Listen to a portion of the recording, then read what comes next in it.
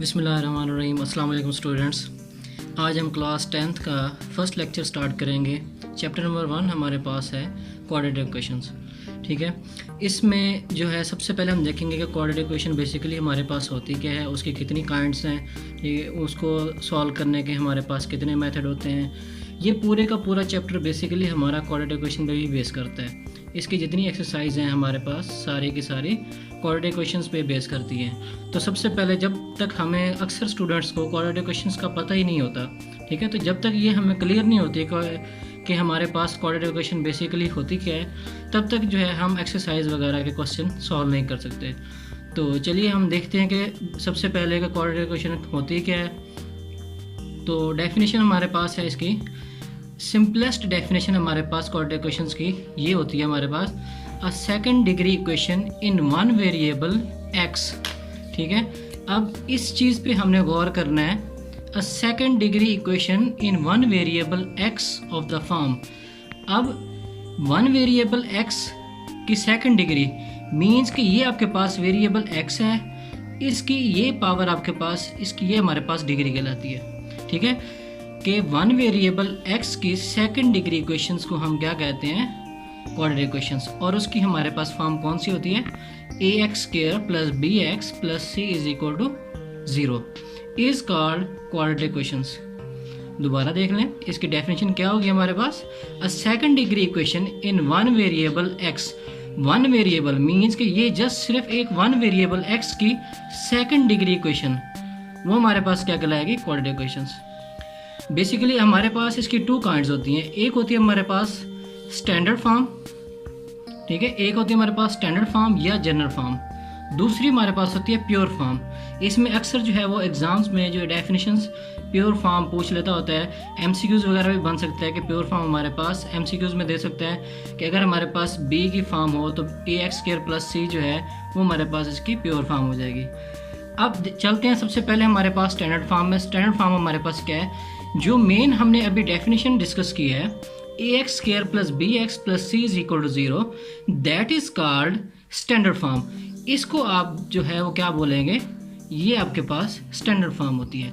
अब ये तो इसकी जनरल फॉर्म है ना, ax² plus bx plus c is equal to 0, ठीक है, ये जनरल फॉर्म है। इसकी अगर आपके पास एग्जाम्पल में क्वेश्चन में किस तरह आ सकता है वो आप देख लें। जैसे जिस तरह लेट्स सपोज हमारे पास, मैं एग्जाम्पल में कहता हूँ कि हमारे पास क्वाड्रेटिक इक्वेशन किस तरह बनेगी।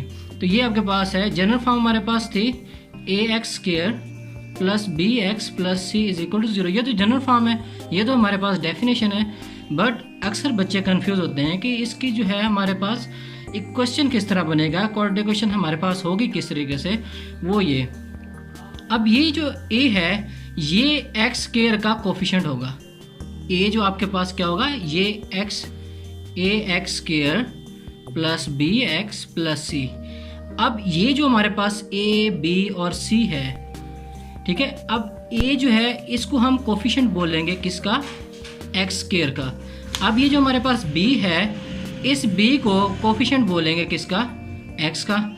a किसका कोफिशिएंट होगा, x² का, b कोफिशिएंट किसका होगा, x का, प्लस c, इसको हम बोलते हैं कांस्टेंट। ये हमारे पास कांस्टेंट जो है वो ट्रीट होता है। अब सवाल ये पैदा होता है कि क्वेश्चन किस तरह बनेगा। अब a, b, c की जगह कोई भी आपके पास रियल नंबर हो सकते हैं। मीन्स कि आपके पास इस तरह हो सकता है कि 6x² plus 5x plus 7 is equal to 0। तो ये आपके पास, अब ये a होगा, ठीक है, और ये आपके पास होगा b और ये आपके पास होगा c। तो इस तरीके से आपके पास क्वेश्चन जो है वो बन सकता है। और 2x² plus 6x plus 10 is equal to 0, that is called quadratic equation. अब यहाँ पे देखें हमारी रिक्वायरमेंट जो है वो पूरी हो रही है। अब यहाँ पे x² जो है, अब ये सेकंड डिग्री इक्वेशन, ये वन वेरिएबल है और इसकी पावर कितनी है, 2। द सेकंड डिग्री इक्वेशन तो हमारे पास in one variable x is called quadratic equation. अब ये जो हमारे पास होगा, ये आपके पास हमने क्या कहा है कि इसको हम बोलेंगे कोफिशिएंट। क्या बोलेंगे, कोफिशिएंट। ठीक है, अब ये किसका कोफिशिएंट होगा, x² का। अब 6 को भी हमने क्या कहा कि ये भी कोफिशिएंट है, वो किसका कोफिशिएंट है, वो x का। ठीक है। और हमने सी को क्या कहा था कि ये सी हमारे पास कांस्टेंट है, ठीक है। अब यहाँ पे सी की जगह हमारे पास 7 आ गया तो ये हमारे पास कांस्टेंट कहलाएगा। That is called quadratic equation, ठीक है। ये इसकी जनरल फॉर्म है। अब इसी तरीके से हम अगर देखें नेक्स्ट हमारे पास है कि प्योर फॉर्म।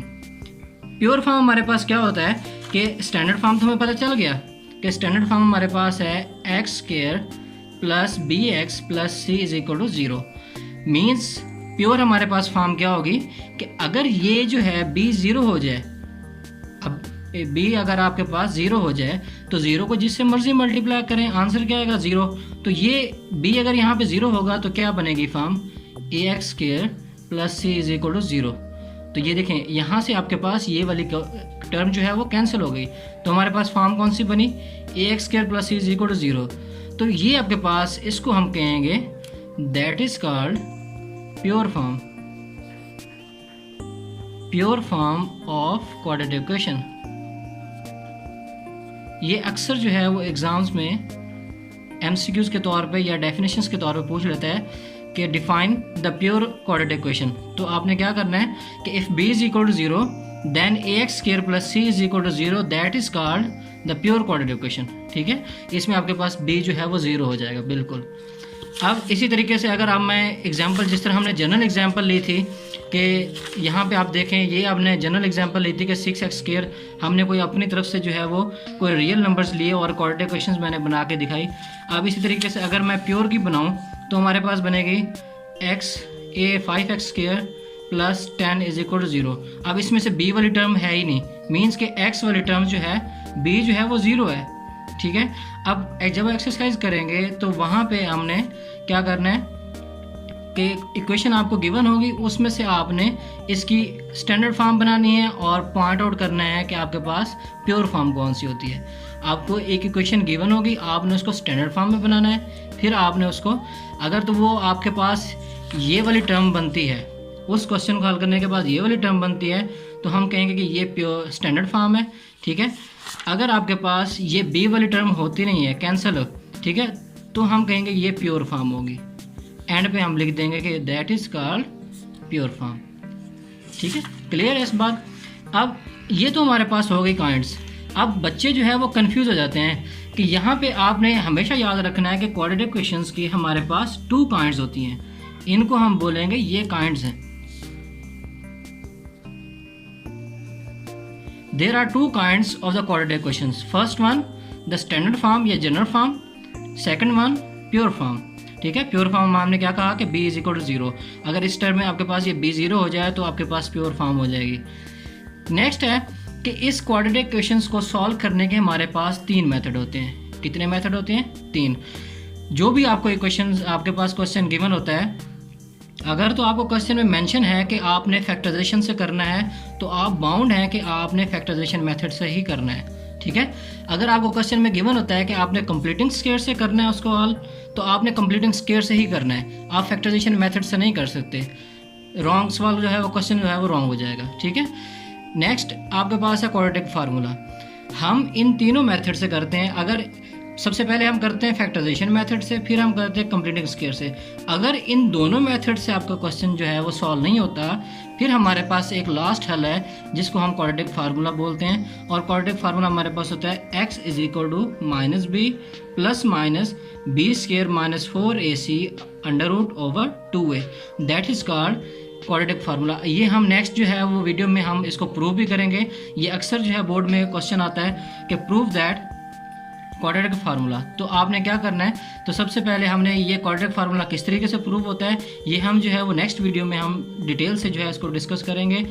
तो सबसे पहले हमारा मकसद ये था कि इंट्रोडक्शन में हमने पढ़ना है कि क्वाड्रेटिक इक्वेशन बेसिकली होती क्या है। जब तक आपको ये क्वाड्रेटिक इक्वेशंस क्लियर नहीं है, आप एक्सरसाइज पे नहीं जा सकते।